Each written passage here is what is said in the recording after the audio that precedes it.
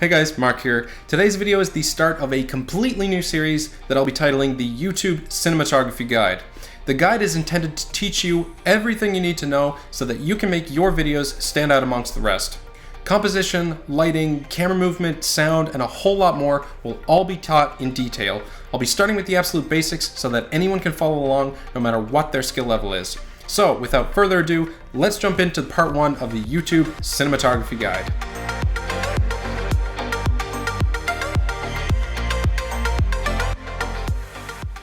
In part 1, we'll be going over how to properly set up your camera so that you're ready to shoot. Not everyone has a cinema camera, so I'll be using my Sony a6300 to explain what you need to know. As long as you're using a camera that doesn't look something like this, you should be fine with following along. The Sony a6300 is a mirrorless camera. You may have a DSLR or camcorder, but even though the menu screen might look a little bit different, all of the rules I'm about to teach still apply. There are 5 settings we need to adjust before we start shooting: ISO, aperture, white balance, frame rate, and shutter speed. You may have to change the first 3 every time you shoot. Let's start with ISO. ISO stands for International Standards Organization, and it is the industry scale for measuring sensitivity to light. If you increase your ISO value of your camera, you're increasing the camera's sensitivity to light. Therefore, if you're outside on a bright sunny day, you might want to use a lower ISO value than if you were indoors at night. You have to be careful with ISO though. If you use an ISO value that's too high, you'll actually increase the amount of noise that appears in your camera's image. Moving on, we come to aperture. The aperture is a physical barrier that's built into your lens. Opening up the aperture decreases the aperture value, and closing the aperture increases your aperture value. Whenever you open the aperture, you're letting more light into the camera. This leaves you with a brighter image. When you close the aperture, you're letting less light into the camera, which of course leaves you with a darker image. There's a second consequence to opening your aperture. When you open your aperture wider, you decrease your depth of field. This just means the wider your aperture gets, the less you'll be able to focus on. Take this shot for example.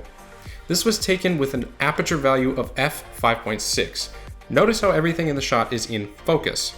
This next shot was taken with an aperture value of f1.8. Notice how the background is lost and the focus is just on what's in the foreground.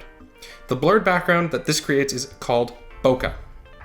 Alright, so now we're on the third setting that you'll change almost every time you shoot: the white balance. Setting the correct white balance will remove any unwanted color cast. If you ever shot a photo at day that appeared to be a little too blue, that's because your white balance was set too low.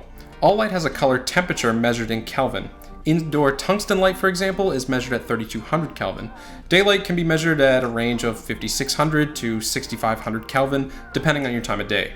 If your camera is able to change the white balance in Kelvin increments, just adjust it up or down until the image displays a color that looks pretty much as it does to you in real life.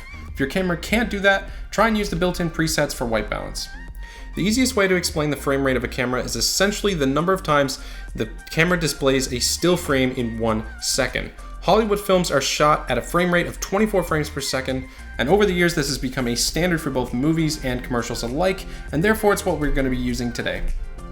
Finally, we come to shutter speed. The shutter speed is measured as a fraction. It's the amount of time that the shutter of the camera is open during 1 second. For video, the rule is to keep the shutter speed at double the frame rate. Therefore, our shutter speed should be 1/48th of a second. My a6300 only cycles between 1/45th of a second and 1/60th of a second, so we'll leave it on the former. All of these settings together, minus the frame rate, will affect the brightness of our image, otherwise known as the exposure. The easiest way to check your exposure is by using a waveform, which is this small graph in the right corner here. If I change my aperture, for example, notice how it moves left or right depending on if I'm closing it or opening it. Generally speaking, you want to keep the majority of the waves in the graph in the center of the graph. If the waves are too far to the right, you may be overexposed. If they're too far to the left, they may be underexposed. You can sometimes fix overexposure or underexposure in post-production, but you should always try to aim to get it right in the camera. Alright, so let's combine everything that I just taught into a short shoot. I have my girlfriend here, Jen, to help me out. First, let's adjust the frame rate from the preset 30 frames per second down to 24, and then change our shutter speed to 1/48th of a second, or in my case, 1/45th of a second. Next, I'll adjust the white balance. Since I know my lights here are set to 5600 Kelvin, I'll set my custom white balance to that. The daylight preset should also work fine here. With this shot, I want to create some bokeh. In order to do that, I need a wide aperture. So I'll set it to an aperture of f2.0.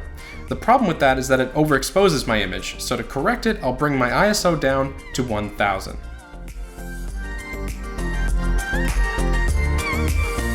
And that's the basics of a camera. So there are plenty of other settings to play with, but this is the very basics. If you get these settings right every time you set up to shoot, you're well on your way to a good looking shot.